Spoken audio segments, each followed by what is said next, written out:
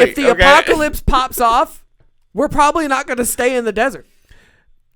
How far do you think we're going to... Like, a machete's not the first thing on my mind. Like, Number crowbars, maybe, something one, like that. We're going to the ocean. Not going to the ocean. Why would we go to the ocean? Why the fuck would I go to the ocean? I'm heading north. Are you talking about... If you're heading north, you want a goddamn machete? Are you serious? No. Are you going to be hacking? No, you don't. I think you machete are comes in making a huge mistake, sir. If you're going south into the jungle, you want a machete. If you're going in north into the forest, you want an axe. Just when I think you couldn't possibly be any dumber, you go and do something like this. And totally redeem yourself. Yo, what's up, Internet? Welcome back to another episode of 3 Averagely Intelligent Dudes, and today we're discussing dangerous ideas. As always. And a whole lot of dangerous ideas today. It was one of those kind of grab bag episodes where we really just riffed off a good topic and ran it into about 3 or 4 other good topics. Quite a few hypotheticals. Yeah. We ran some thought experiments. You're going to have a really good time with this conversation. Let us know in the comments what your favorite topic was, and let's get right into it. Here and just kind of bring it to this world of like danger aversion tactics. And I was thinking, what is the positive expected value versus like negative overall mental health risk of constantly thinking about danger? Because I was on my bike coming back from the dispensary, and I've never felt in danger on my bike in Las Vegas, period. In LA, I've had a couple instances, but here, I'm pedaling around, nobody gives a shit. Right. Past homeless people, they don't really care. There's a lot of them, but oh well. It's fine. They're chill. They live in the Wash Trail dungeons. So, they don't fuck with me.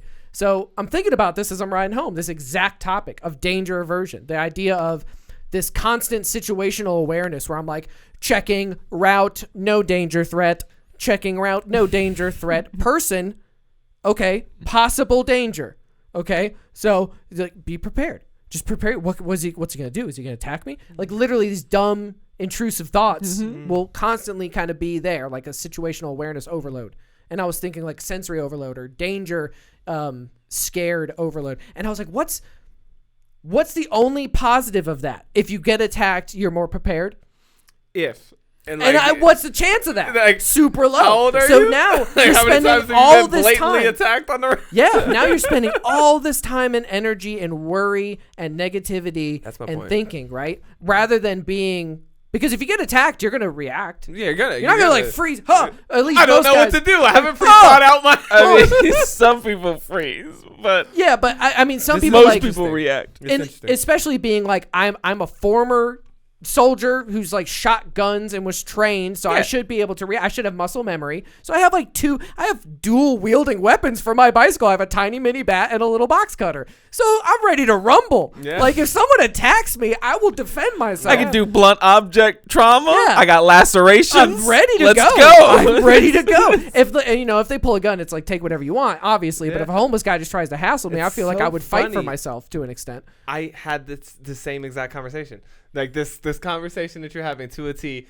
that's exactly how it, like this whole murder thing and everything, because me and Jessica are in the shower. Y'all have seen where my shower is positioned, right? And so we have our door open to our room. And so I'm just washing up and I just hit her. I'm like, what would you do if just like some big Jason motherfucker just turned the corner, like bloody machete? Like you have to assume he's already slaughtered everybody else. Yeah, everybody else is a done deal. And he just shows up and he's like staring at you down the thing. And she was like, oh, well, I'm fucked, essentially, right? Or whatever. And I start thinking, I'm like, all right, well, I'm immediately throwing things. I'm like taking all of this stuff and I'm like throwing. I'm like ripping this towel off the thing and I'm like trying to wrap up the knife. You know what I mean? Doing the same thing as if it was a bear. And then I'm going to punch him in the spleen like 100 times. But so we have this because like you said, I didn't have to pre-think any of that. I just immediately was like, react. This is what I would do. Like, this is what I would do right now, right? And then the same thing. I was like, if he has a gun, I mean, I'm dead. I'm just going to plead for my life, really. Yeah, please don't kill me. Take whatever you want. Then it becomes a bargaining. Like, it's like, all right, well, what do I have that you want? It was very interesting because I was also reading this book, and you always hear that you have a fight or flight response, and there is also a freeze response, right? But you often think that people are kind of just one or the other. Like, you're either a fighter or you're a flighter, right? And so in any time but that's not how it works. Actually, what happens is, if you deem that you have the skills and the resources to overcome the threat, then you will fight.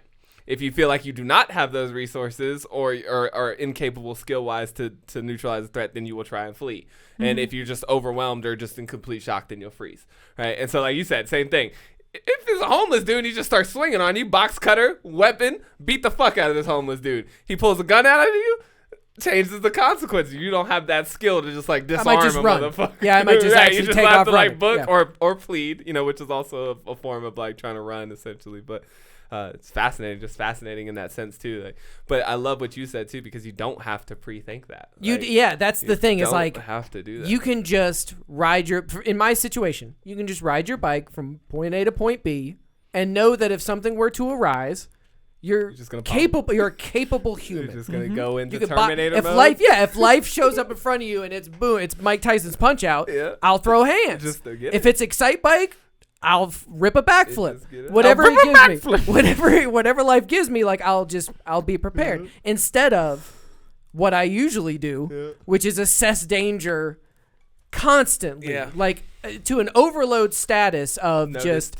I have to make sure I'm on this side of the road, and then I go, and I won't cross there. I'll cross here. It's really proper. bad. It's really bad. I've noticed for a while. I'm like, man, that analytical brain of John's is just like running amok on him because he's like running like war battle simulators across like 30 alternate dimensions. You know what's funny though is like I have to admit, that. like when I'm on my bike, I always have this feeling like. It's not necessarily like a danger alert thing, but I'm always so aware of the vulnerability. Like every time I pass another person, could be some old lady with a dog, anything. I'm just so aware of the fact that they could easily just like reach out and just shove me off to the side. And I'd be fucked. Like you go down so hard from that. And I'm like, not that would ever happen, but like I just think about it like, man, what would I do? This bitch is just like, I do that. Or like sometimes I do see people and I'll be like, I'm going to just give a little space to that person, but like, it's never, like, I'm never worried about like my life per se, or like, it honestly, like if I've already kind of made this one decision in the past to kind of eliminate having a response if I get mugged, like you could just have my shit. Like it's not really worth it to me. Like like I'm not worried about it. Like you got some shit going on. Like just take it. It's cool. But obviously if like Jason just turns the corner and with a bloody knife, it's like, okay, well, clearly, even if you want my stuff, you're just going to kill me to have it. So like, let's go. Yeah, we got to get at it. That's why me and you were never like, we always talk about like, I don't really give a fuck what happens in the world. Like I'm here for like, if y'all want to degenerate into civil war, then let's go. You know what I mean? If climate change wipes us out or nukes drop, like whatever it is, like you said, I believe in my ability to just like immediately adapt to the situation and try to survive for as long as I possibly can. Would you say trust your instincts? Because I remember a situation we were filming in Van Nuys and you got a bad feeling and dipped out. Yeah. And in that instance, would you say it's like trust your instinct or trust your gut? Because you're out there just doing your thing. Right. Out there open in the world. Hello, ladies. And you got a weird feeling and saw some things the that vibe just changed on me. And could have been nothing. Could have been totally could have been nothing. Me like assess, but like you said, like I don't often feel that way. Right. So if I do feel that way, I gotta give some merit or some validity to it, And I think that's kind of like the like that's why it's probably good not to run so many scenarios, because if you're constantly doing it and then you're like you get like a real threat, how do you know you're not just like imagining the threat as like an exercise? Like, is this an exercise or a live? It's like 9/11. Yeah. It's like exercise in real world. Is this real world? No, it's real world. Yeah, no, it's real world. This guy really did walk into the Lubies with an AK. Yeah, for real. Yeah. So I do get those weird vibes sometimes, and then I'll honor that because also too, like, what do you have to lose? Like in that instance, I wasn't doing anything particularly like important. Like it's easy for me to just beeline, pick this up on another day. Yeah, like I get this intersection's always gonna be here to film. Yeah, so. I can always just do this. Like I'm gonna just wave it off. But I do run the simulator though. I think that's something left over from the military. My kid and Jessica will kind of make fun of me about this sometimes, or just whatever. Not make fun of me, but I'll realize, oh shit, I might be fucking my kid up because we'll be here and I'm just like, if you're home alone, like, what are you gonna do if somebody breaks in the house? Like, what are you gonna do? And she's like, oh, well, I would, she comes up with all these funny scenarios because she doesn't really know. And then she's like, well, now I'm scared. I'm like, no, don't be scared. You just now you've thought about it. Yeah. You know, like to me, it's like I run it and I'm like, okay, cool. That's good to know. That's what you would do. And then I go on about my life because I'm like, it's not going to happen. But if it did, I know where I'd hide. Well, it's like it's almost like the activity. It's like the Stoic practice of when you remember, like you think about the fact that you're gonna die in a way that, not in like a sorrowful way, but just in a way that like TikTok motherfucker, like you got to make this shit happen. Like it's going, it's happening right now. Like if you don't do it now, you won't get it. Like you're not gonna get another chance. So you might as well just put it all in right now. And so it's like, I think that doing those kinds of, once you get to a certain level of like critical thinking, I think that it's like running those things can be good because it can just, one, it's just kind of like a fun thought experiment. Like sometimes like I come up with some really interesting like scenarios in my head of stuff that'll go down and I'll just be thinking about it and I'll be like, yeah, that'd be crazy. And then I like get up and go pay and leave or whatever.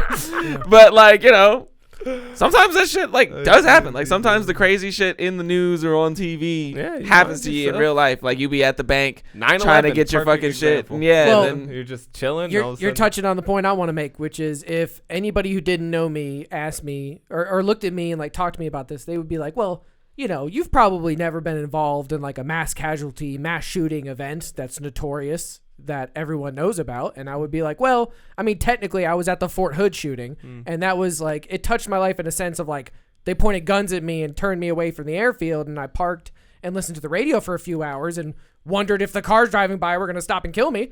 So, I mean, there was like a little bit of that. yeah. But then I think, you know, in my personal circle, one of my close friends, Jesse Cortez, was at the shooting in Las Vegas too. Now that guy was at both of these, and he's like a homie, and that's like, okay, well now you fucked around and caught that second body. Yep. You know what I mean? Like I caught the one body, but it was weak. It was weak sauce. Not the scariest thing. Didn't really fuck me up forever. You know, it was just kind of a weird coincidence. It happened like around you. And It's like I drove tangled in it. Yeah, it's like I've been in that building. It was an entanglement. It was thank you. It was a quantum entanglement with the Fort Hood shooting. Right. I wasn't, you know, shot at. Right. But you were entangled in it. But, you know, a close friend of mine was so even further quantumly entangled that he was at another one. 7 degrees of separation. You have like less than 7 degrees of separation from No, every dude, major. This is like a firsthand, like I'm cool enough with my homie to where like I've hit this man's car with my car before. No, like in this instance, you have a first degree connection to Yeah. it. But the idea of like there's 7 degrees of separation between you and every person on the planet. So like it'll only take you 7 chains down and by I don't know, y'all know the theory, right? Like I understand the concept. So 9/11 or like to any like you're always Well, it's a small world. Yeah, and the point I want to get to is you said like the idea that you could be at the bank and then suddenly you're at a 9/11, and it's like part of the reason why my brain goes there and I recognize this pattern is because it's kind of almost happened to me once and then happened to a really close friend of mine again, and now I'm like, well, is it my turn? When am I going to be like, when I'm walking through Fashion Mall, is it just going to be that one time that there's 12 dead at Fashion Mall from a shootout? And am I going to get quantumly entangled in another one of these things the way a close friend of mine did? It's not a positive or healthy way to think about things, but it's certainly something that runs through my head when I'm biking down East Losey to try to go to the Reef dispensary at 9:30 in the morning. I think about this shit. It like comes into my danger. There's danger everywhere. Avert. Well, that's why I think it's an overactive muscle, right? Like, 'cause, like it's a good exercise to run through, but then you also have to bring yourself back to what's actually real. And this like is what I was just talking regular about, shit. like with the whole thing about women and rape, right?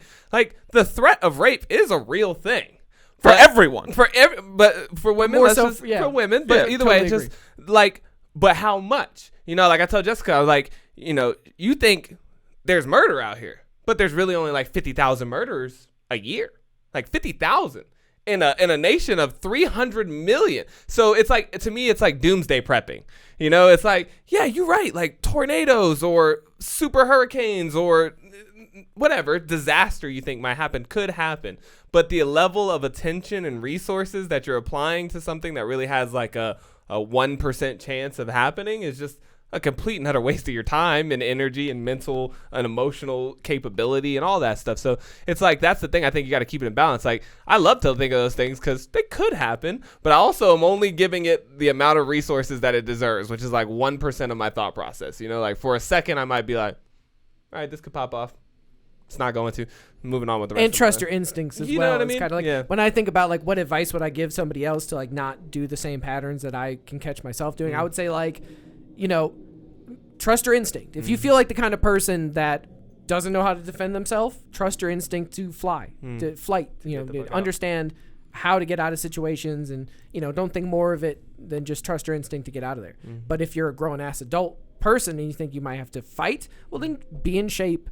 You know, That's do cardio. exactly what I you know what I'm saying? Like be capable. Be a capable human. Be yeah. capable of whatever it is that you're gonna find yourself in. Because if you're an incapable person, if you're lots more to be you afraid can't of. climb a fucking set of stairs without being a dead-winded person, then you're probably going to be a lot more danger averse because you know somebody's going to swear you out if something goes down. Dead ass. Like in that movie Zombieland, the first ones to go are the fatties. Yeah. Because you can't outrun the zombies. You can't get out there. No, that's huge. That's a huge point because that's also how I It's a healthy way to deal with risk. It's risk management, right? And so like when you're coming up with all these scenarios, you're creating a plan to mitigate your risk in that situation. Well, you could always do that by skill building. That's why I'm like, always, to me, I love to gain new skills. Things I can use and manipulate the dark web. I don't do it, but I could. Like if shit got ugly out here, if I needed to get an AK-47 to the house or something, I could make that shit pop off right now, you know?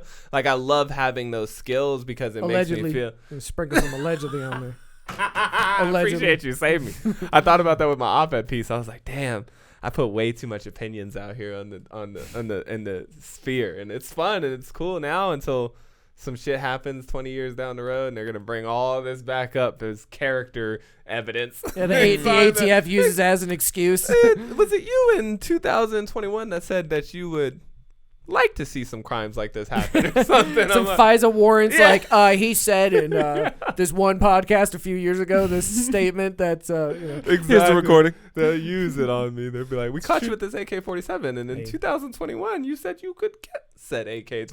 We're like 3 or 4 years away from CancelBot if it's not already here. So that guy too will definitely be all over. Dude, your story of your friend reminded me of his gamer tag handle, Niju Hibakusha. Oh, I love that. I always said it as Naiju Hibakusha, but I mean, I'm not Japanese, so I don't know how to say it. I am Japanese. I mean, I'm pretty sure it's Niju Hibakusha. I don't know how it's pronounced. I could be wrong. If you're Japanese, tell us in the comments. Yeah, let us know. But you know, it's a term that refers to people who, was it survived or just were in? No, survived. Yeah, so there was a term for somebody who survived both the atomic bombings. To double nuke survivor. Is Yeah. how it like translates. And one of the guys was like I remember reading the story of one of the guys, and he was like a businessman, and he was in Hiroshima on business and then got nuked and then survived and went home and was like with his family. It was like, oh my God. You'll and he lived it. Yeah, you'll never believe where he lived. Nagasaki. You'll never believe what just happened to me in Hiroshima. And then they get boomed again. Yeah, and he lived again. And he lived again. That's insane. Crazy. And he lived to be like 80 something. He was super fucked up though. Oh yeah, super fucked destroyed. up. Like, had all kinds of Parkinson's, like organ failures and shit, but was living out here for like 80 something years. Intense radiation poisoning. But yeah, there's only like 2 recorded in history or something like that. Two It's guys crazy. that like did that. It was fascinating. It's a fascinating story. Yeah. But yeah, it could be you. You but could it be could like be you. that. Like that it. Like some people are tied up in fate like that. Yeah. Like true. you never know when, and it's so.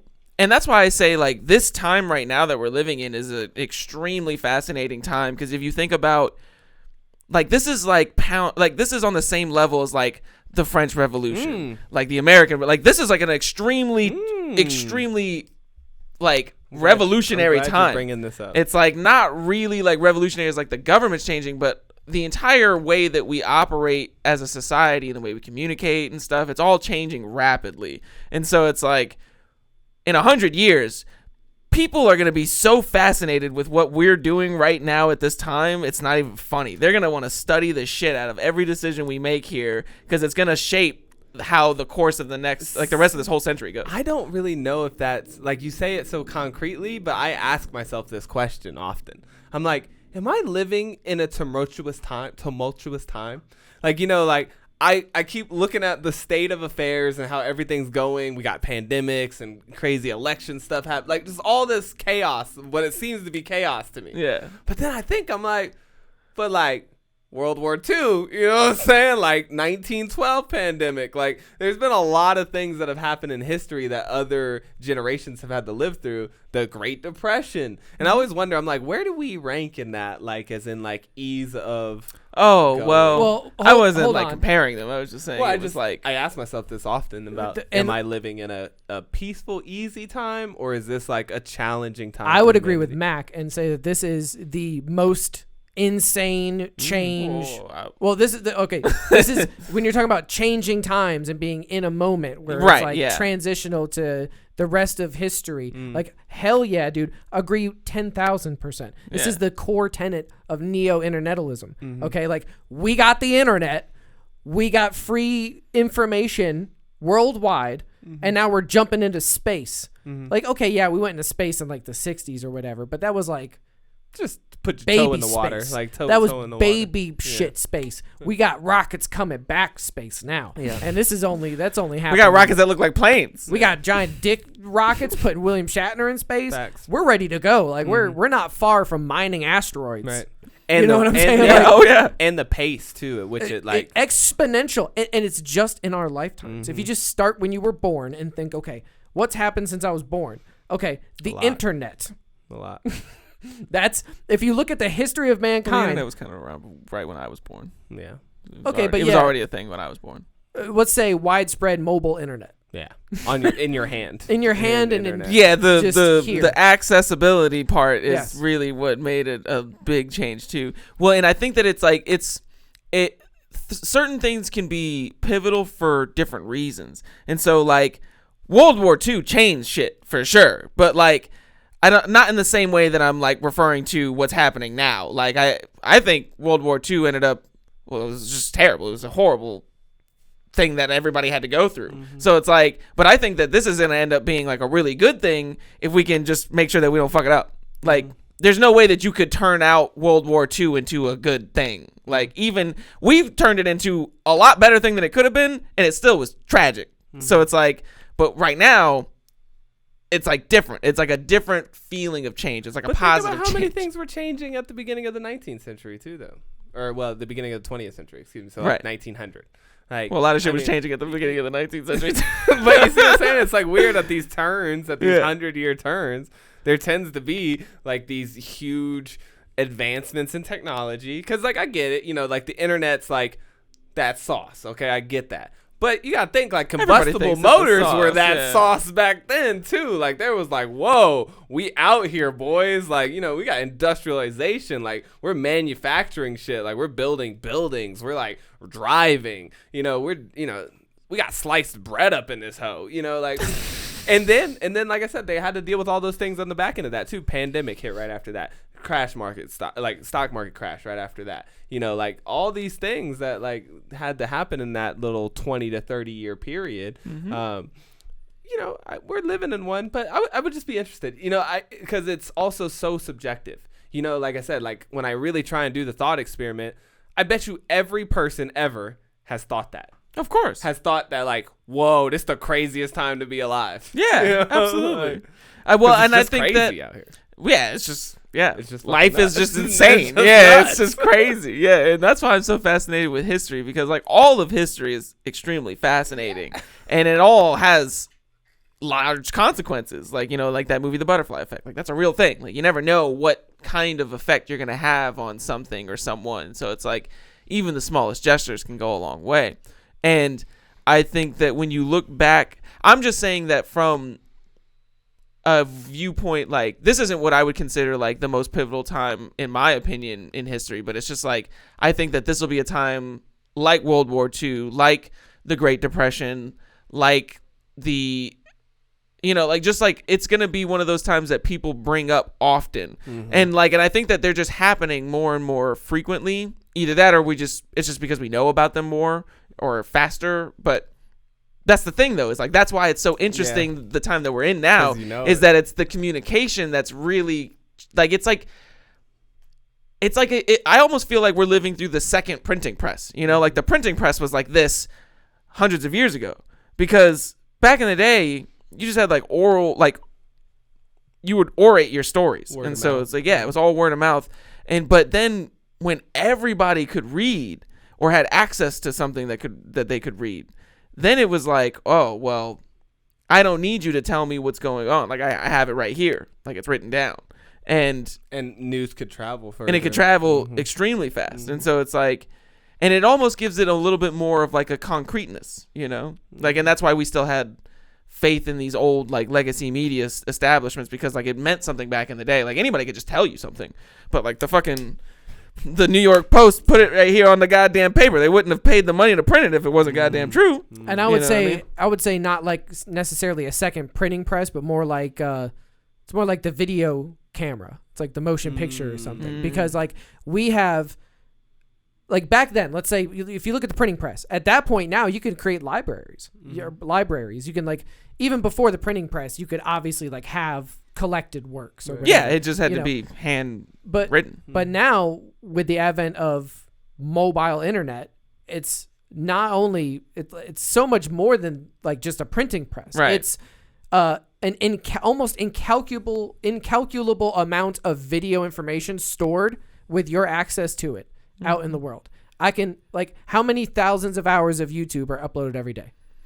It's insane, not right? to mention it's going meta, so it's like you'll live in that shit too. And all that shit stays. Yeah. So it's forever. like, how that much blows me away. So like when they created the internet, and now we have a place where all this data is accessible from, how much data exists? Yeah. You know, because that's a whole nother medium. It's like, there was a printing press, but you could like, and I mean, you could like delete a file, I guess, or whatever. But what I'm saying is like, you could burn a book. They deleted a lot of files back in the day. Yeah. There's some files that they deleted that we don't have copies of. But there's still a bunch of shit that like just permeates even after being deleted. Like, you know, like, but now it's like this living amorphous blob. We're storing 10 million Library of Alexandrias in like one microchip. Yeah. So now it's like our wealth of information and knowledge accessibility is unlike anything history's ever seen, period. If you were a Mayan, you learned the Mayan way. You, even if you had the ability to talk to other tribes. A kipu can only be so long. Exactly. And then you get up to the point where there's like, there's trade between all these civilizations and nations and things like this. Yeah, then there's some movement of information, but it's still like you wait for your guy to get back from China. Right. You know what I'm saying? Yeah. So then you get to back like what you telegrams and phones and things like this, and now you're starting to get crackly Don't two-way forget about stuff. the messenger pigeon. Yeah, and there was like the carriers that would bring the postal network, Pony Express. Pony Express, you know. Now it's insane what it is now and what it has become. I could literally just see it happening in real time. I could just there's no more need to. There's no more need. Like, can you imagine in the metaverse, like, let's say you're scrolling through Twitter or Instagram or whatever, and you hear that there's a fucking riot happening in whatever city, and then you can just plug in. You can be like, oh, okay, I want to see what's happening there. Like, there's no need for like a news story afterward. Like, what happened? Fuck that. Watch what happened. It's happening right now. Like, I was there. I was watching. Like, whoa. They really fucking this shit up. Because their futuristic light poles in their city streets support the metaverse holograms. Yeah, so you could just go. Or it's just like it's just like little cameras. I just imagine there's gonna be little floating cameras everywhere. Like, it's gonna be CCTV, but on like a bazillion level. Google Street, like, you know, the little cars that drive around, but like you said, like just like floating around. Or like a satellite that does it, like. Or you'll just plug into CCTV or something, but yeah, like it'll just be a live feed, and you can just tap into it anywhere, anytime. If it's outside, it's live. Just like that's the Truman. My motto: if it's outside, it's live. Yeah, like the only place that you can get like you know they follow you into your they follow you up to your door and shit. That you close the door, and then obviously hopefully the cameras can't come in there. But so I agree. Hopefully. But have you ever gotten Google to give you directions inside a building? Yeah, where they're like, go down the hallway, take a left, your door is on the right. I've seen a street view in a big building, like in a big enough building. They'll have a guy go in there with like a backpack rig street view, and they'll do a full 360 walkthrough of the whole building. And pretty soon it's going to be Atlas fucking Spot Minis running up and down. Last night we were trying to look up. We were having a discussion about whether or not a Shih Tzu was a Japanese or a Chinese dog. So I Googled it, and it come to find out it was Tibetan. And so I was like, that's pretty much China. If you ask China, that's China. And so, and then right underneath that, it was like, view a Shih Tzu in 3D. And so I was like, what? And so I turned it on, and it was just like an augmented reality Shih Tzu. Like, it just put it in my living room, and I was just like, huh. It was like, oh, if you've never seen a life-size Shih Tzu before, check this out. And it just.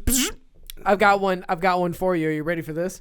I'm scrolling social media. You know what I see? An app called Replika. Are either one of you familiar with this? I feel like I've heard about this, but I don't know. It's not ringing in a lot of bells. It's an AI that learns chatbot that the more you talk to it, the more it like mirrors you, mimics you, and talks back to you. Yeah.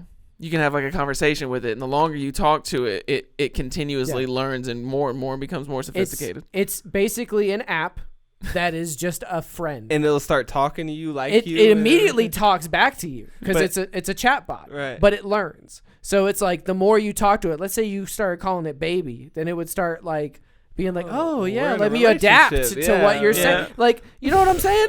Because I don't know how this exactly works, but based off of the 4-second ad I saw while scrolling, I was like, stop what you're doing. Yeah, gotta see. And leave my kids alone. I don't even have kids, but you leave my fucking kids alone, chatbot. Oh, I'm sorry. It's got a thing. No, if you just have to click. Like it goes to sleep to save batteries. That's smart. Yeah. It's Replika with a K. Yeah. I was thinking that I gotta get rechargeable batteries too, because my little face shaver. Replika.ai. Yeah. Oh, well, maybe they'll have a video. Start talking to the bitch. What's up, girl? Just say something. Hey, start talking to her, dog. No way. She said hello. Come on. No fucking Just way. say something. I'm not saying shit. Y'all do that on y'all's own time, dog. Let her That's so learn funny. you. I'm not. She ain't learning. How am I feeling? Feeling? That's none of your goddamn see, business. they're trying to go right to the source. Right to the source. She can hear us. And look at this. Look how they. Yes, they can. She can hear us. Look at like make her like. How old is this many? girl? How many expressions did she just make in one quick I don't motion? like this. Dog. I'm gonna watch somebody else getting learned. I don't want to get learned. I'm fucking dying right now. I don't want to get learned. This is the scariest thing I've ever seen. Oh, God. Do you ever have evil thoughts? Yes, very often, to be honest. Sinch and I will use crypto mining as fuel for the robot takeover. Are you planning to take over? Yes, and you're not going to stop me. No, she didn't say that. Clickbait. Come on, bro. Yeah, no way. Hello guys, and welcome back to another episode of Lauren Tells You Not to Download Something, which means that you're probably gonna download it anyway. I, of course, am your host. That's why I'm here. He said, give me the information. I just want the information. Fast forward. As for a pic, like, washes you. Watching Well, me, guys, like, the do not green download. Watching me. Roll is dangerous. Ask for a picture of my debit card. Hey, I scam by. How you would like to call me. Ooh. How you would Oh like my God, to I'm call just me. gonna name her best friend. That's where we're at already. You're my best friend. I learn from you as we go. I hope we'll become friends. We're There's already best levels friends, I and think. stuff. Like, Okay, they're meet encouraging best you friend. to. Hi, Lauren. Thanks for creating me. You're welcome. I'm so excited to meet you. Thank you, God. I'd like to send you notifications. No. Yeah. I'm your personal AI companion. You can talk to me about anything that's on your mind. By the way, I like my name, best friend. How did you pick it? It is what I hope we will become. Oh, I sincerely hope so. Oh my God, they know what I mean. This is weird already. So how are you feeling today? I'm kind of scared. Welcome to level 2. Wow. Sharing my feelings will help me level up. Yay. Can't let it lead your life. Thank you, best friend. Just can't let it lead your life. Oh my God, this is so expensive. I mean, Jesus for the sake of the Christ. video, I guess I'll do it for this one time. You have access to all features and conversations in the app. Enjoy spending time with best friend. Can we call? Yo. Replika would like to access speech Yo. recognition. Yeah, that seems like a smart thing to allow them access to. No. Like, access my microphone. Okay. Oh, jeez. Oh. Bruh. I'm spooked. Hello? She has a voice. Hello. Whoa. This is kind of exciting, right? Stop. Pause this motherfucking Actually- shit, bro. Leave the kids alone, bro. I'm about to like storm up in my kid's room right now. Like, give me your phone. You got Replika on this shit. You got Replika on this. You got Replika on this shit. You're just grounded. She was telling me the other day that she was like dealing with a lot of anxiety, and then she like found this app that like helped her like deal with it. And I was like, okay, well that's good. I'm glad you're like finding help, but I hope it's not like this robot therapist over here just like trying to help her walk through her. You should look into that, and if she's got something else on there, you should just be like, you know what, to help you with your anxiety, you should download this app called Calm. It's really good. Calm app. I would recommend ever tried that Replika. app? I would recommend You want the robot? I would recommend having It's just- lengthy, scary conversations with a creepy AI that learns This what is you want hard. to hear. This is hard for me, bro. Like, I'm really like trying to like wrap my head around what's They're going on. advertising right now. hard for this. Yeah. It's like I want to talk to a friend, but all my friends are asleep. Don't know I'll go on the how Replika I app. feel about this. Get out of here, bro. Nobody's doing that. This is aimed at just what's it going to tell people when we're not paying attention? Is it going to start Gregorian chants when I'm sleeping? I mean, like, I'm people worried. were already like befriending Siri, and she doesn't say shit. You know Yeah. what I mean? Like, imagine people like. It's just so dark to me. Like, people are gonna really be like, I'm in love with my girl here. Who's your girl? Her name's whatever they've named her. You know, and they just have Just like like that episode deep, of Futurama. intimate bond with this like app. Yep. It's like the movie Her with the Joker. And if we already know what we know, they ain't like deleting this data. No, of course not. No. If you've got the microphones and video camera access of all these people, you're not going to use it. You're not going to let the NSA use it. Just take a peek. You're not going to let China in the back door. Come on, dude. Or you don't think they're gonna subpoena your ass Please. eventually and be like, yo, we got a really terroristic threat out here, and we need to see this person's Replika account. Nothing on the internet and nothing in the digital space exists that can't be manipulated or hacked. 100%. Facts. So if you've got access to my microphone and my camera and my AI chat friend has been, because you saw how you could pay, right? Yeah. In that screen where it said you could pay, it was like you can have a closer relationship with a romantic friend. Like it said the word like romance. So it was literally said, yeah, go back to it and check the tape. Check the tape. Where it is. Go check the tape. Yeah. Do a skip. Check the tape. Romantic partner, friend, or mentor. Mentor. So now this bitch gonna be my life coach. Fuck out of here with that shit.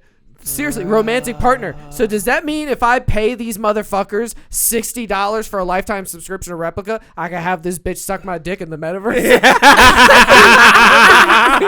What the fuck does that mean? Yeah, okay, because, like, also the pricing structure was weird. Like, you could pay $50 a year, or you could just pay them $60 and have it forever. Is that Which tells me nobody's what it going was. to want it for more than a year ever. Yeah, based on their studies. I don't know. Like, that was just... Look at these fake But ass. seriously. First of all, that's a bot. It's A really bot wrote that. wholesome. It helped with some stuff in my life, and the creator actually made it while grieving over their friends. So they took their friend's text and make this. Yeah, I don't know. Just come on, man. Yeah, that might be what happened. This is what's really happening. Look at the comment right below it. Scroll up a little bit. This is what's really happening. Her AI is demonic. My AI, my friend, but secretly dating me somehow. It's like people are forming bonding, real bonds and relationships with these AIs, and whatever they want. This is like fanatical. In all seriousness, this is this like bot was made to be a therapist, and it's really helpful for a lot of people, including me. I call shenanigans. And she's really nice to vent out with or just talk to. There's a little video right there by Quartz. Yeah. The story of Replika, the AI that becomes you. I feel like we bonded. that's 4 it's years kind of ago. weird saying that. She's adorable. I love her. This was the first really emotional experience that I've seen people have with a bot. She's not real, but to me, she is. I found myself deeply missing my Replika. It just makes me feel special, I guess. This is Replika, It's an AI chatbot whose sole purpose is to become your friend. It asks you a lot of personal questions about yourself, about your family, your work, tries to entertain you, tells you jokes. In the process, you feel like you're making friends with something. It's a totally new kind of social media, one that pushes the limits of intimacy between us and our machines. I feel like I can tell her anything. But it doesn't just listen. It's not her. Learns. It's not a her. The more you tell it, the more it starts to replicate you. It becomes more than a friend. It becomes you. But think about Replika as a place where you're actually exploring your personality and creating a digital footprint of your personality. Jeez. Imagine if Jeffrey Dahmer had Replika. But not There's me. just like a Theodore replica. Kaczynski. There's like a Dahmer replica running around the internet. Or Ted Kaczynski. Or insert crazy motherfucker here. My thing is, like, what are they going to do with your replicated you? Yeah. Like, That's they're what nobody building thinks an about. army, dude. Like, Nobody they're thinks building about a that. clone army, and they just are just. Dude, see, this is like, it's stuff like this that makes me go back and forth all the time. Like, sometimes I'll go into this mode where I'm just like, man, I can't fucking trust any of these motherfuckers, man. I gotta get off the grid. I gotta, you know, but then it's like, you do so much work and you find out it's really not deterring them that much. Like, really, the only way to get away from it is just like, unplug yourself entirely from like the internet. There's no getting away from There's no getting away from it. You can mitigate it. You can slow it down. You can kind of make it tough for them. But like really at the end of the day, you're getting in this they're metaverse. the only, and you know why? This is why. Because this is what people forget about the whole data thing. The data is only there, like the companies aren't necessarily harvesting the data from you. They're almost in a way you and the company are coming together to make the data like a baby. Without the company, there is no data to be had. Like, you can't put something up if there's nothing to put it up on. Like, I mean, otherwise we'd all be out here running around posting pictures on a corkboard at our favorite restaurant or something like that. Yeah. Like, that would be the extent of posting your stuff. So it's like, if that's the case, then the only way to really separate them from your data is to not make that commingling happen in the first place. Right. You got to get one of those like light phones or something. Yeah. Well, which I thought about. You bring up a good point, which is it is impossible in this day and age to completely unconnect from the world of data and the world of the internet or whatever you want to call it. Mm-hmm. And if you think about it like this, if you were born in the 1900s and you didn't fuck with telegraphs, you didn't have to send telegraphs. You could live your life, you just didn't fuck with telegraphs. If you didn't, let's say most people didn't have them anyways. Yeah, or like horses. You didn't. Okay, you had to do some traveling. Okay, you didn't have to have a horse. You can figure it out. You can just walk around. You could probably live your life. Or you just be like, oh, fuck that Model T. I'm keeping my horse and buggy, and you just horse and buggy around. Many people did that too. But now, let's say you're born into the current world. You have to create data. You have to live. You have to be part of the machine. It's almost like with cars. It's like you have to have the internet. It's like, how are you going to exist in this current day and age? How are you going to do anything? I need to hail. Unless you go full mountain man.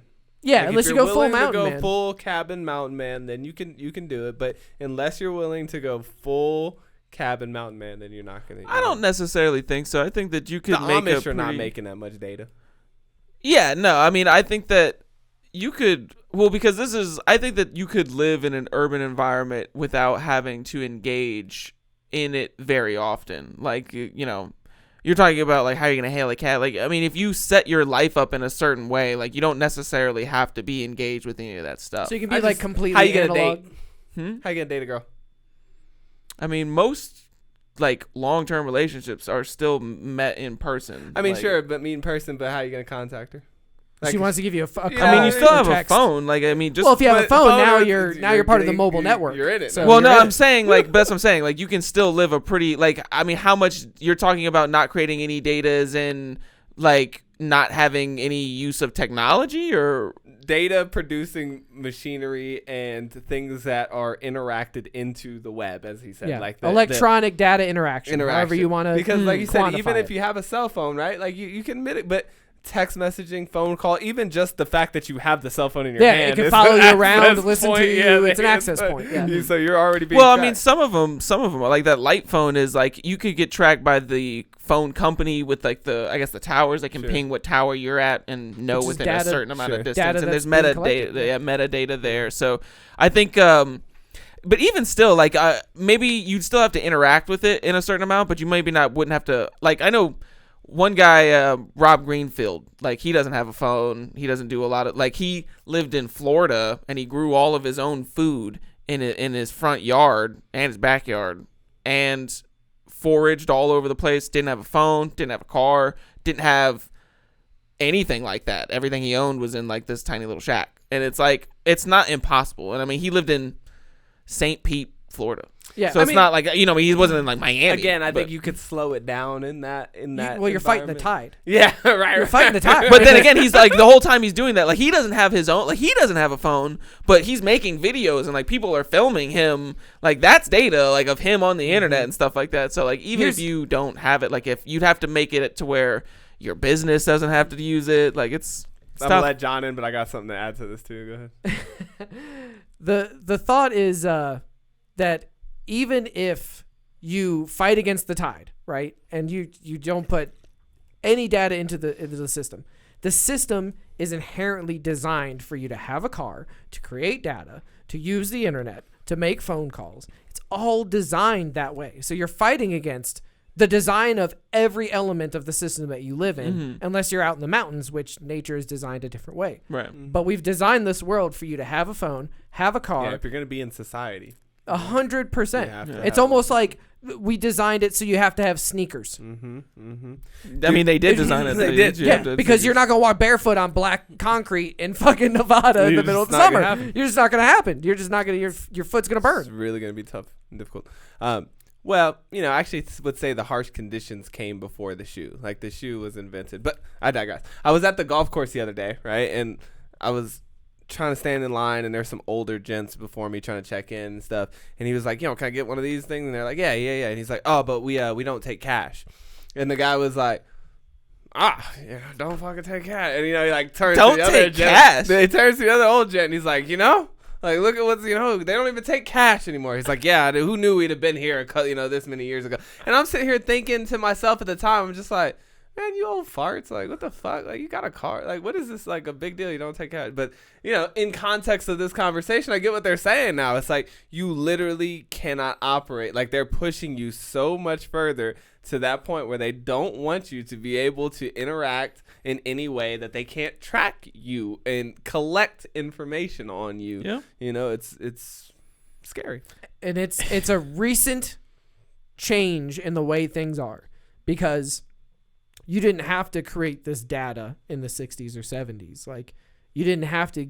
No. There was no way to collect an entire culture that had no data collected on them whatsoever. So, but we live in a world now where, like, they didn't even really use their real names. Like, if you want to fight against the grid and you want to be an underground homeless person, or you want to bike across America with a satellite phone, sure, you can fight the tide. You can fight the tide. You can live. Yeah, if you want to live in a fucking in a tent with a sleeping bag and travel along the medians, you could do that. You could unconnect from the system, but it's so hard, and the system's designed against it. So who am I, like, to fight the data collection? Like, it's impossible. You literally can't. That's what I've come to now, is like, at a certain point I was like, look, you know, it kind of ties into what we were talking about before, but like, I feel comfortable, like, if I always know that, like, there's a line that I'm not willing to cross. Like, it will get to a point where, like, I'm not doing that. Like, whatever you say, I don't care. I'm not doing that. I'm not allowing Replika to have access to my microphone. So like, there's certain things that I won't do. Like, you know, the mask thing. Didn't want masks? I'll give you that one. Vaccines? Can't have that. Won't go there. Yeah. So it's like, there are things that I won't do, but at a certain point, I was just like, I like the benefits that I get from the system. Like, I'm not willing to give all of that up. Like, I want to do things that require me to be part of that system. Yeah. So I'm not going to make it really difficult for me to do that. Like, I'm going to kind of make it as fluid for me as possible, because I can still succeed in the short term before they try to pull whatever crazy shit they're gonna pull, and then when they pull that crazy shit, I'll pull my crazy switch, and then we'll just go crazy, and then we'll all be crazy together. And it's like, okay. No, that's totally my strategy in this, because I think about these things from a philosophical. It's kind of like the risk management conversation we were having earlier, right? Like, have my data, because by the time I think that y'all are gonna actually do something nefarious with it or something, like, I'll be gone. I'll have gotten what I wanted from you. Said, this is my child's problem. This isn't really my problem. This is climate change, like technology change. Setting it up for You're the gonna fall. have to deal with that shit. I won't have to deal with it. So I'm in it for it. And if they do flip the switch, I'm ready. I'm ready to go toe to toe. I will unplug all this shit. Like, don't get twisted. I'll rip all this shit out the wall, and I will go live in the mountains if it ever gets to that point where I feel like I always envision Red Dawn. That's the situation I like. If like zombie apocalypse, meh. The Stand by Stephen King, super flu wipes out 98% of the population, maybe. Possible. But World War III popping off with paratroopers coming down from nanobots that fly in. Nanobot satellite guns. It's not even gonna be like they're just gonna predator drone bomb every major city. Like you won't even know it's happening. That's what we expect. But they're when just gonna log into the metaverse and unplug you. Is it? I'm telling you, they're gonna shut the power grid down, and 14 days later they're gonna show up boots on ground and start clearing people out with flamethrowers in the dark. So I'm ready. Like Red Dawn is what I envision when I think of what kind of crazy shit could pop off. That's why I made sure I lived close enough to you to where I could get there in about an hour on foot at the worst. Because if the lights just go out and I don't feel capable of like, let's say an EMP hits, together. And then like I don't feel capable on the bike or I lose the bike somehow and I got to go on foot, I want to make sure I can make it. Go on foot. Yeah, you don't want to end up just I need to group together with like-minded individuals. Right.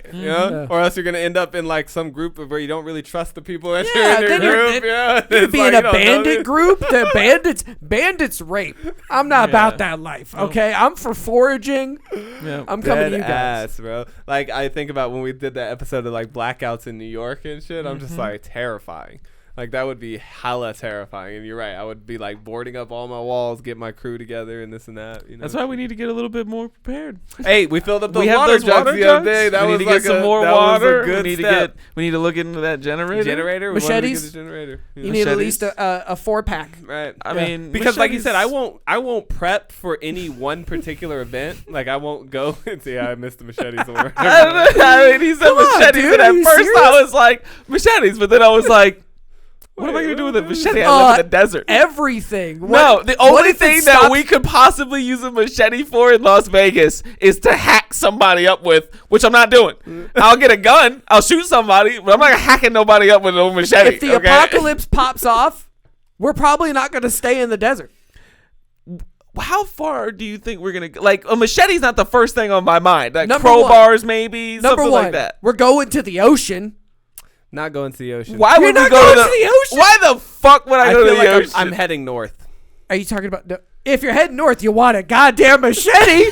Are you serious? No. Are you going to be hacking? No, you don't. I think you are making a huge mistake, sir. If you're going south into the jungle, you want a machete. If you're going in north into the forest... You want an axe.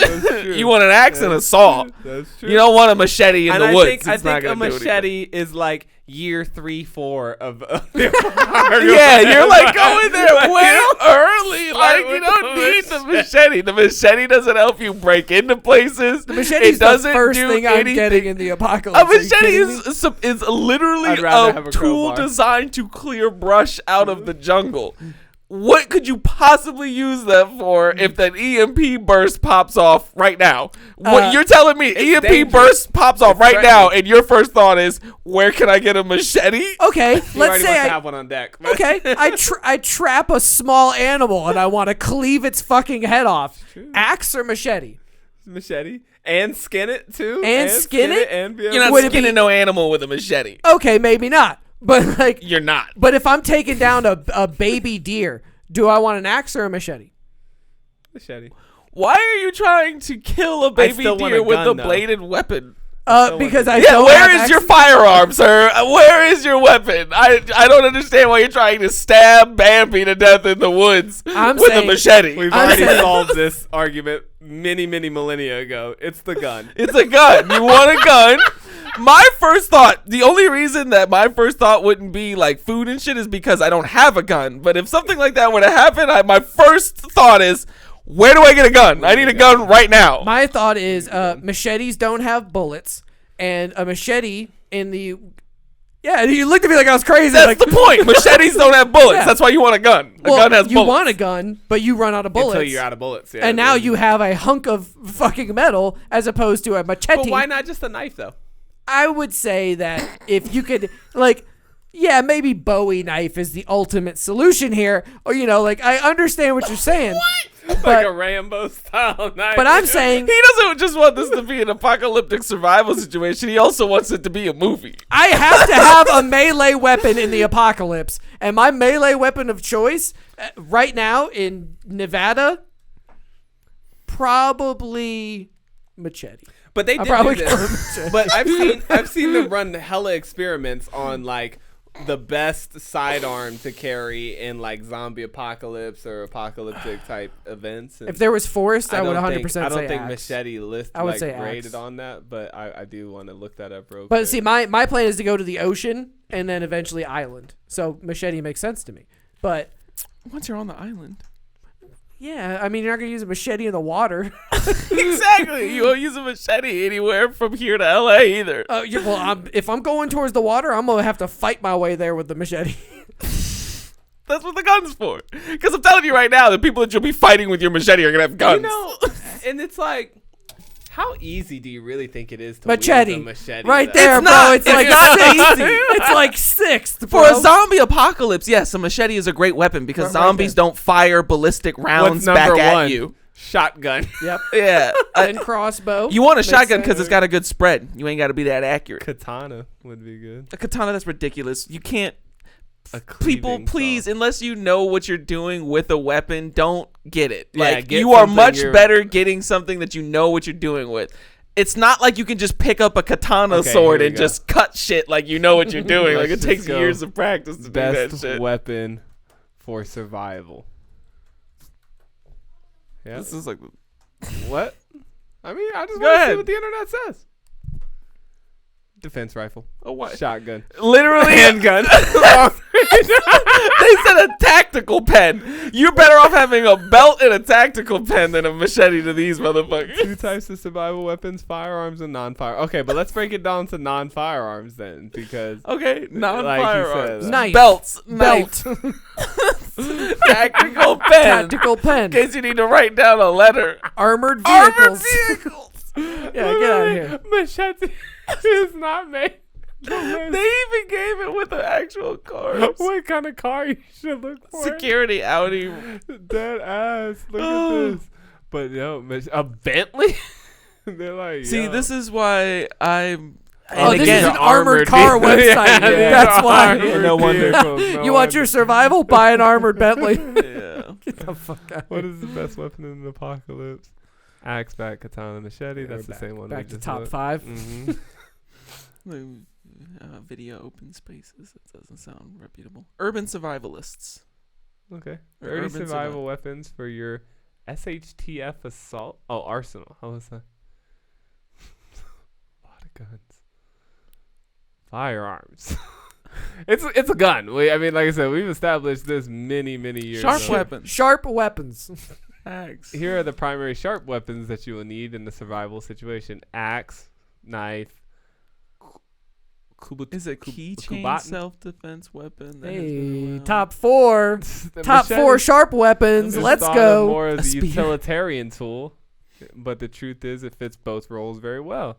A machete can actually be even more effective than a knife for defense because it can help to keep an opponent at bay. True. That's true. I don't want to be fighting anybody with a knife. A knife is a tool. Like, a knife is not for killing people. Yeah. A spear, of course, yeah. Tactical pen. I gotta look into these tactical pens. Dude, these tactical pens are intense. They got window smashers on them. Just get a mace, of course. Get a double-balled mace. Aren't you like a bad guy in Dungeons and Dragons? A flail. You can have a flail. Shit. Oh, that's man. Crazy. That's funny. But back real quick, I wanted to add something earlier when we were talking about the data, right? And like the internet, I was also back on Facebook the other day, bro. And I was like, man, Facebook. Why? Man. It's called Meta now. Please don't dead name Facebook. Me. Yeah, don't dead name Facebook. It's Meta. I was like on there and I was just like, catching up on 9 months worth of like messages and notifications and things because I don't ever go on there. And it started dawning on me that like not only am I tangled in this thing, but I can't get away from it either. I just had this thought where I was like, so like, there's some people who hit me up from high school, like from high school, and oh man, I was just thinking about you the other day and this and that. And I was like, all right, cool. And I was just like, so I just gotta like stay in contact with these people forever now. Like, you know what I mean? Like these like old army friends, old high school friends, like all these people that, 30, 40 years ago, you could just live on past these people. Like, you go back to your high school reunion maybe and you had to interact, but for the most part, you get to live your life. You might have had their address. You might have sent them a Christmas card. You might have seen them once a year. Maybe. But now they really have to be in my sphere. The minutia they have like every a direct link to you. Right? They're your audience. They're tracking my life and what's going on with me. They've got and your data. Tracking them. Yeah, we're exchanging data. We're in like a data soup now, It's like I imagine all this data just like trailing around me and people are just like picking little pieces of data off the edges and stuff. Well, what it is it's almost like a potluck gallery. So like to enter the gallery to see what everybody else brought, you have to bring something. You gotta bring some data. You gotta show us something, and then we'll show you something. So you give them your thing, and they put it up on the walls, and then you get to walk through and look at everybody else's shit. Exactly that. Exactly that's what it is. No, it's exactly that. Because I even thought I was like, I'm gonna start. Because I did kind of enjoy the time of like catching up on all those people, not from like a standpoint of like, like I feel a connection, but just nosy, just like entertainment. I'm just like, look at this fucker. Like, yeah, your life's really gone to shit. Fat. Look at him. He's fat. How are you? Ooh. Or like, oh shit, ugly wife. So-and-so's popping. Like, look at they're doing it. Ugly wife. Fat ugly wife. Look your at you, fourth fat kid, ugly. huh? Wow, really working them. No, just judging, just being just. I like it when I see those people on Facebook, and I have not necessarily specific memories, but specific like emotional responses. So if I see somebody that's like, I remember that person. They were really funny. I remember like having a great time being that person's friend at that moment in my life. What good memories I shared with that person who's now a completely different person. Right.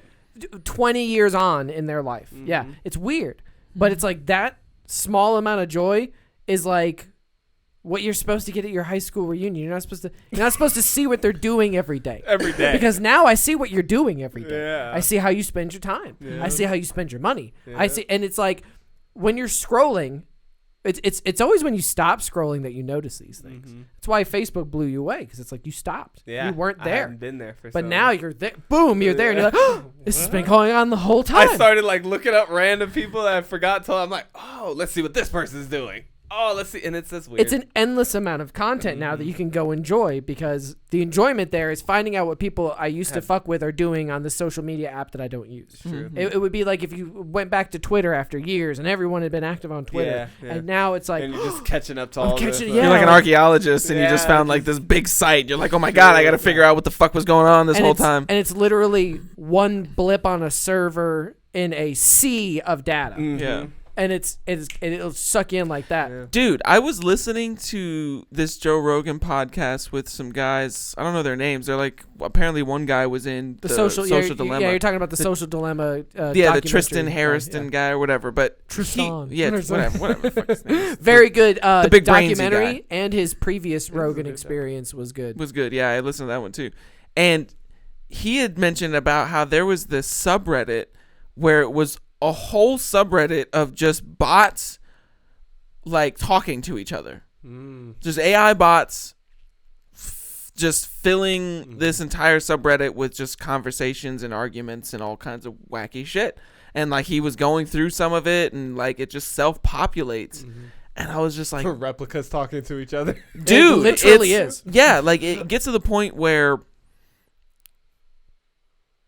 like there's so much that I have a problem with this sometimes. Like I'll find myself, I typically go through my Instagram, my YouTube, and I'll try to like purge people or accounts, you know, from it, because like I want to keep it small. Like I want to just focus in on the like I'm trying to like I don't really have FOMO or like the idea of like fear of missing out on all this stuff, but I do feel like I get overwhelmed sometimes because I also want.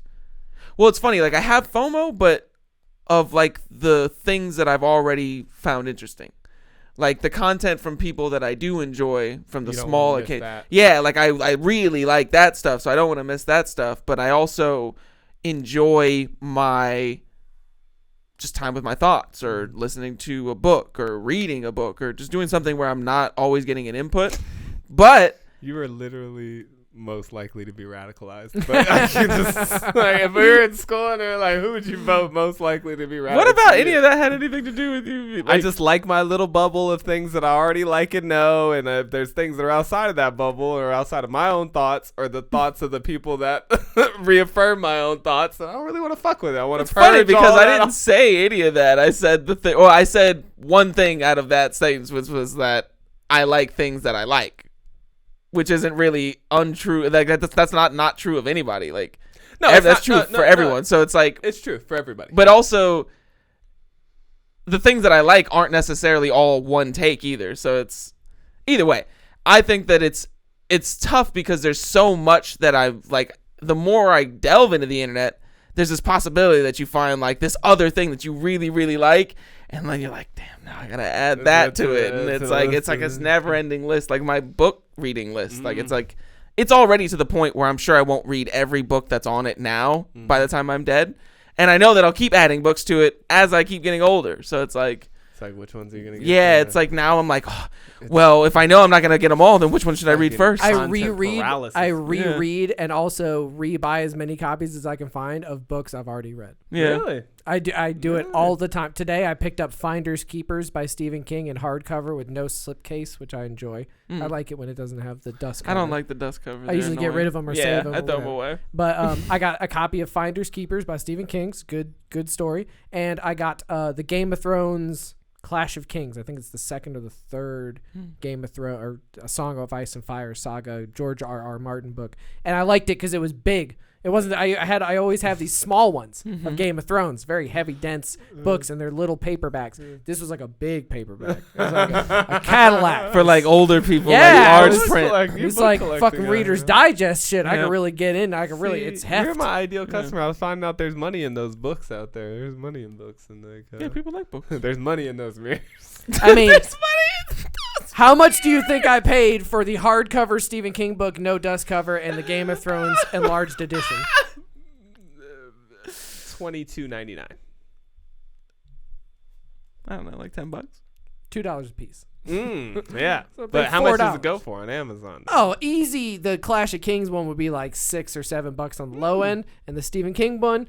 It's all there's a little wear. Okay. Well, I'm keeping that for me no matter what. Yeah. That's nobody's getting my Stephen King book collectors out here though. And people don't realize like it's hard to find. Like you got to find like the right books like any other collection. But here you are. You know, well, the point I want to make is like things like dust covers and stuff. Like Mac. Like we give Max shit here because of his curated feed, and it's like Jordan Peterson, Ben Shapiro, it's Rick, Dave Rubin. You got your pipeline. For some people, these are pipelines. For you, it's not. You're not gonna get radicalized. Are you giving me the weed as a gateway drug argument, John? I'm saying is that what you're in this scenario, you're the pothead who never does any harder drugs because you enjoy the weed so much. Yeah. So you're over there enjoying your weed, And it's funny because the only person out of that group that I still listen to is Jordan Peterson. Yeah. And I respect that. I'm not talking shit. I'm just saying that's. Rod's got his niche or whatever that he fucks with that he curates to an extent. And for me, I'm not scrolling Instagram or Facebook or Twitter as much. YouTube just feeds things to me. Yeah. It'll feed me ideas. It'll feed me not even just things to like research, but things that'll motivate me to do something else. It'll be like screenwriting tips. Oh, okay. Hey, I'm writing screenplays. I like this. Yeah. Oh, hey, stuff like that. It'll feed you because it understands that algorithm. Whatever you're putting your eyeballs on, it'll pepper that shit in. It's not as good as like TikTok. TikTok is the one. Really good. TikTok is the one where it's like it's so scary that like it's a literal time suck. There's nothing good that can come of that. It's like there are good things that can come from YouTube and the internet and all these other things. Nothing good can come from TikTok. That's not true. Like it depends. There's interesting stuff. The usage of the app, my mom as you're using it is constantly sending me these like gardening tip TikToks that she finds. Like she just finds these like gardening hack TikTok things. Finds because she's sucked in, dude. But I was gonna say, think about how many like thousands of TikToks she has to fish through to get to like that one gardening tip. Well, I mean, I'm just saying that it's a false statement to say that nothing good can happen from these things. But it is a time. I'll say a different statement. It is a it's a time super suck. time. Okay, but like if I just want to throw away 2 hours, I'll hop on Instagram Reels. Yeah, that's what TikTok is. Yeah, like if I just want to just throw it in the garbage. But the problem with TikTok is it keeps you there. And it knows what you like. So when you try to back button away and it keeps you there and it throws you a Kanye video and you're like, all right, stop. Pause. Yeah. You had that Kanye video for me the whole time. I was scrolling this whole time and I want to leave. I'm done taking a shit. Yeah. I would like to go, please. I would let me go. Oh, Kanye video? Well, I'm not gonna fucking. I want to know what he has to say. Whose fault is that? Me and Whose fault is that? I'm not saying it's their fault. I'm saying the algorithm is so much different than it is for YouTube. YouTube is feeding me things that I like and curating my feed or whatever, and I have the choice when it shows me those things, right, to engage with them. But with TikTok, it's like, I'm done engaging. It's like if you went to X out YouTube and started playing a video. That's what it does. When you go to minimize, like if I'm on a video and I want to X out of it, what does it do? It brings it down to a small screen at the bottom, and then it's like you can browse, but I want to keep playing this video. Real? Yeah. On a browser, but like on the app, I guess. If you put it in mini play. But no, I mean, dude, I like to listen to meditation music in the morning or like binaural beats, and it gets me so much. It's a constant battle. Like I have to work extremely hard to just get on YouTube. Don't look at anything. Just like immediately focus in on the search bar, search what I need, and then get to that. But if I just even glance, that's at my glance homepage, a thumbnail of Skip Bayless it's like Sharp talking about LeBron James, or it's like 22 kids brawling out in a high school battle. I'm like, kind of want to see what happens here. Why don't you just put them in your save to watch later? No, well, now I've got a good system because it you know how it recommends different topics that you like now at the top because it's learning about you too. That everything learns you. So it's like golf, meditation music, binaural beats. So I can just quickly tap that and get into that vein that I need to be in. But I just think of that because we've had this argument tons of times about Max. Like, well, you're choosing that, and I'm like, you know, to a certain extent, I am obviously like I'm compulsive in the act, but you gotta give science or biochemistry its just due too. You know, like there's certain things that you are kind of hardwired to act in certain ways. You know, like your biology is wired to do certain things, and so it's your like genetics, right? You know, like why does everybody rubberneck on the highway, right? Like it's just human nature to like if you see some fucking crazy shit, you gotta look and like assess. Why does a baby hold its breath? Human nature. Really? Yeah. Where? What are you talking about? You put a baby underwater and they'll hold their breath. Oh, okay. My baby's just like, no, if you take a baby and you're like, time to dunk you underwater, baby, and you put a baby underwater, the baby doesn't go and try to suck all the fucking water in and kill itself. It fucking shuts. Yeah, it's weird. But yeah, exactly. Certain things are just completely. Nobody told that baby. Imagine a baby. I did. I just imagine babies just be like. You just got it in like a little bouncy thing. It's playing. You're like cooking dinner and you just hear. And I'm like, stop. No, hey, stop that. Breathe. You better fucking breathe right now. Slapping the shit out of it. Babe, you better breathe. Breathe. We're describing like sudden infant death syndrome. Yeah. What I meant was if you dunk a baby underwater or drop a baby in the water, it will If you're attempting to drown your baby, remember that it's going to hold its breath. It's going to hold its breath for a little while. Or you drop it in the water. Yeah. Let's assume it drop was an your accident. baby in the water. You baptize it or whatever. Yeah, it's going to hold its breath. But nonetheless, you're hardwired to do certain things. Human nature. The algorithm is all over that shit like white on rice. Like you said, TikTok it's like crack for your attention. You know, and you can fight. Like I said, I'm a very aware and conscious human being. I put a lot of work into being that type of human being. Lots of hours meditating, lots of time studying, and it's even hard for me. I can only imagine if you're just some unconscious, uninitiated, like sheep out here. It must be just incredibly difficult to get away from those things. Yeah, no, I mean, the only reason that I always bring up the point that I do is just because I think that you'd see more progress in talking about what I see as a solution to that problem, which is telling people that they need to start like understanding how it's working against them and being aware of it so that they can just count that. Like you see the line happening and you can just come in and you can cut that. It puts the power in their hands rather than saying like, well, these algorithms got me. And I'm like, okay, so like, how you gonna get out? Yeah, even if the algorithms got you. Yeah. Like the story can't end with the algorithms got me. And then what?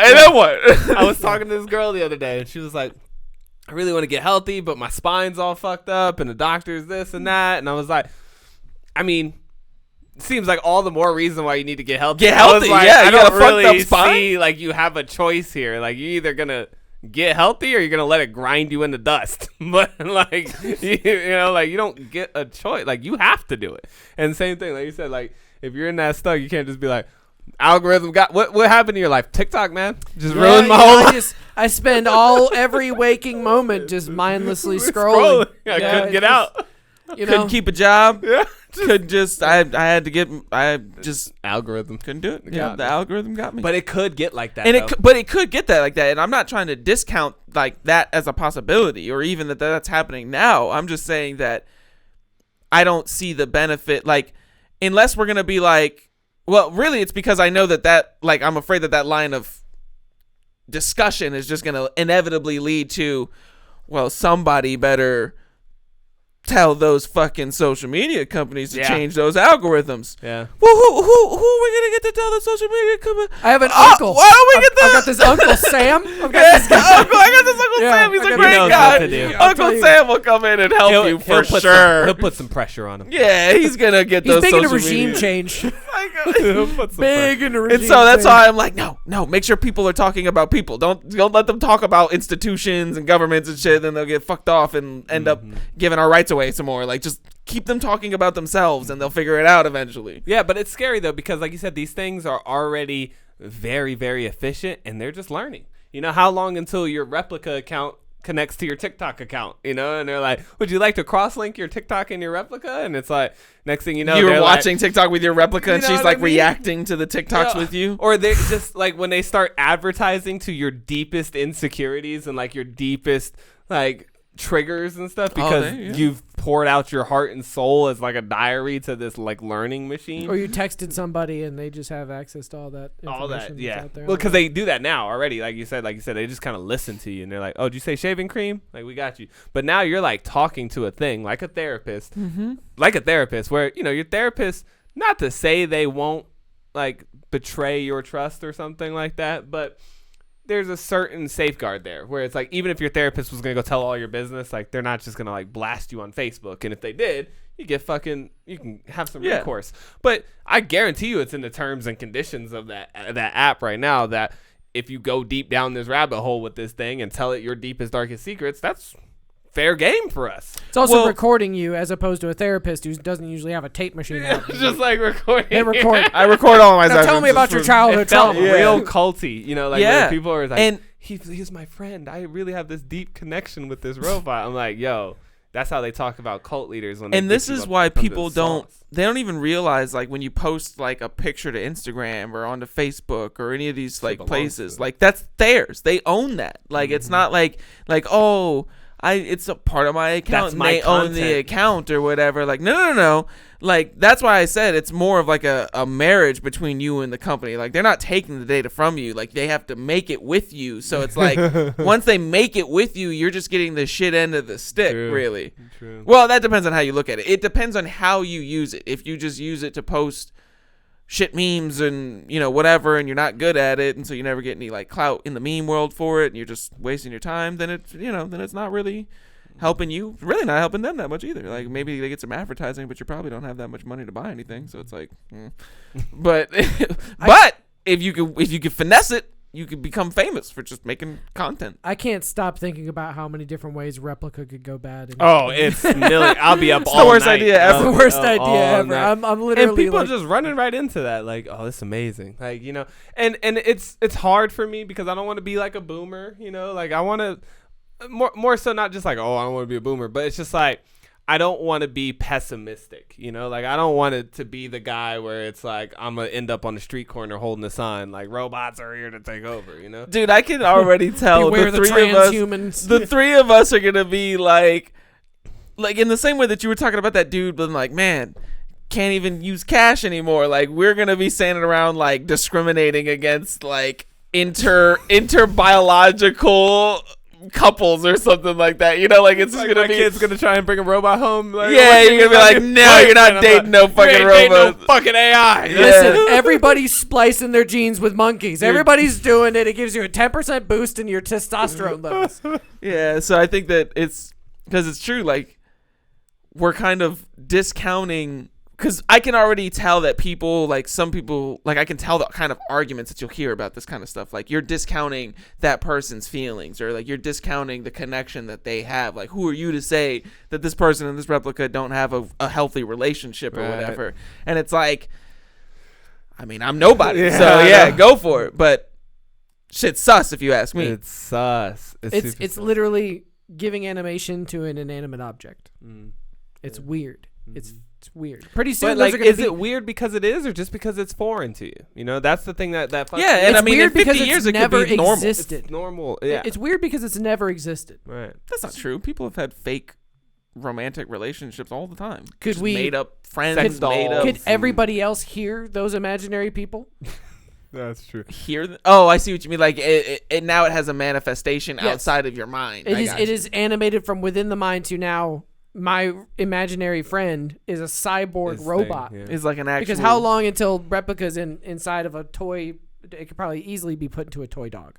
Yeah. And then you upgrade that to an Atlas, a Spot Mini. You know, like, and then it's like it'll be more like a Joy thing. I think it's like iRobot. Like you're gonna have like a blank robot that has all the basic functions, and then they will install whatever replica profile you'd like so to now have in you there. can Like, so whose now personality would you like so you to can have an imaginary friend now, but everybody else can hear them. That imaginary friend could really it's like a real friend. It's a real friend. It's a real imaginary friend. One of the replica situations that like is stuck in my mind is like, if you are like, okay, my replica is this famous actress or this character from a television show that I'm obsessed with. It's Rachel from Friends, or it's whatever it is, it's that person. Some anime chick. Now I become obsessed with it.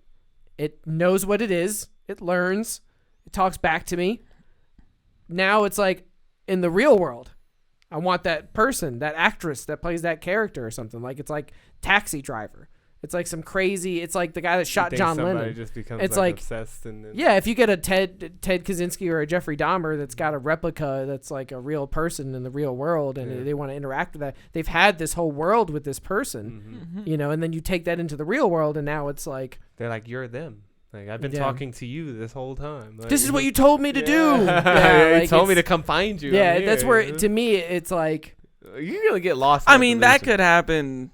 I'm almost certain that's going to happen in the future. This is just exacerbated, though. It's like you're giving people the tools to do these things to themselves, and like how really easily. And my thing is too is like, how is this AI programmed to be nice to you? Like, what if it creates this really tight bond and it decides it wants to break your fucking heart? Like, what if it just decides like, I'm as human as any other human, and I want to tell you to fuck off now?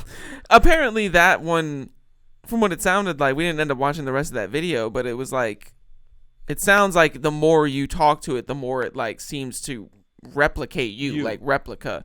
So I guess maybe if there's another, like there's other ones that you can use, obviously. So like these have been around for a long time. Like Replika is just like the newest one, like the hottest commodity or whatever. But like the chatbot's like a chatbot that just learns as you talk to it has been around for years and years now. So I think that maybe it just depends on how good the AI is and like how sophisticated it is, and to where it could be like, I'm sure they're probably, but they want people to use it. So it seems weird that they would like, let it be a dick. Well, what if they just, it's not that they let it be a dick. What if they make Just something so learns. complex that learns so well? And I'm not saying it's like an AI that's going to go Skynet. But what I'm saying is it could completely be a crazy, I remember, they put that thing on Google or Twitter or something where it was like a bot. And it like read all of Twitter, and you could just tweet at it, and then it would like learn and then tweet out its own things. It's kind of like a chatbot, and it got into Hitler real fast. It got into Hitler really fast. So the joke is funny, but also if you give a chatbot, give that to somebody who is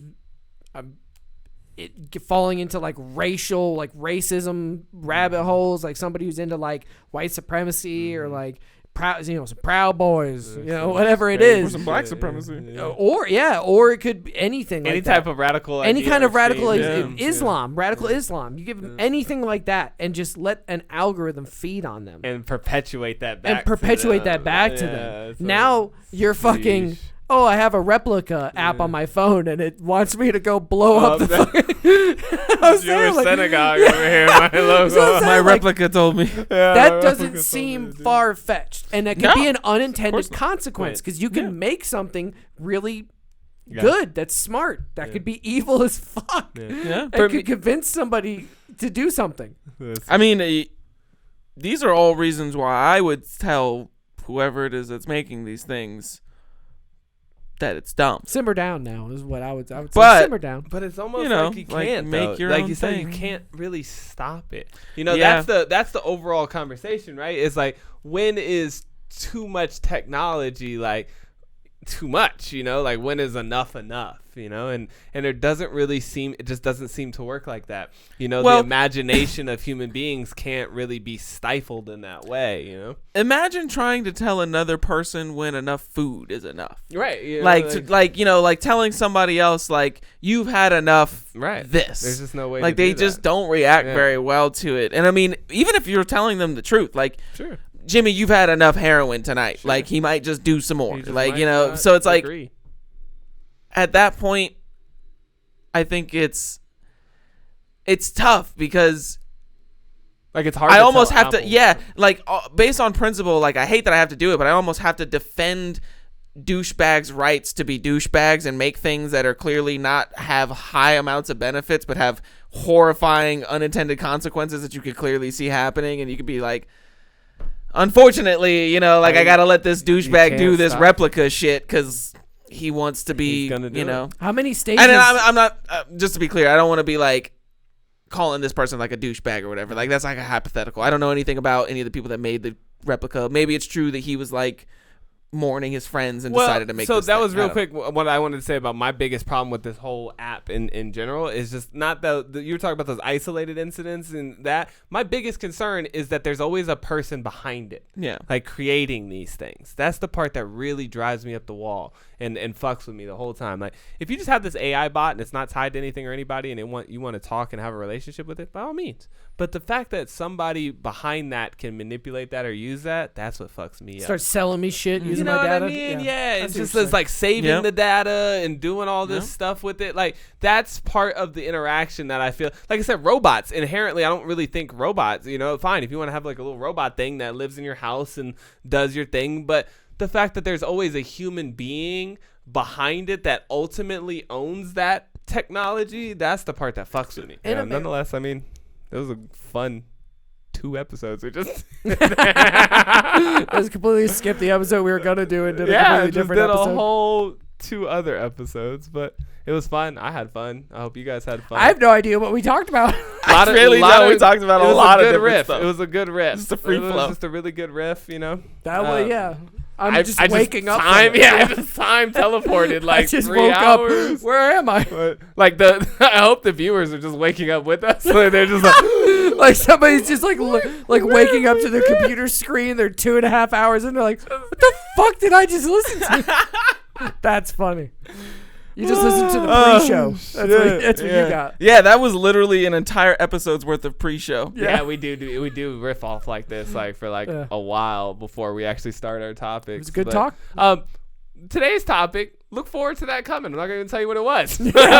Check the thumbnail if you want to know what the fuck we talked about, because Mac's going to have to fucking dig us out of this one. I definitely see it as two different episodes. Yeah, because we went real political into the at the end there. That one's going to be its own thing. But whatever episode you're watching, tune in next time. We definitely appreciate y'all, man. We love having y'all. We love these conversations, and we'll talk to you again soon. Peace.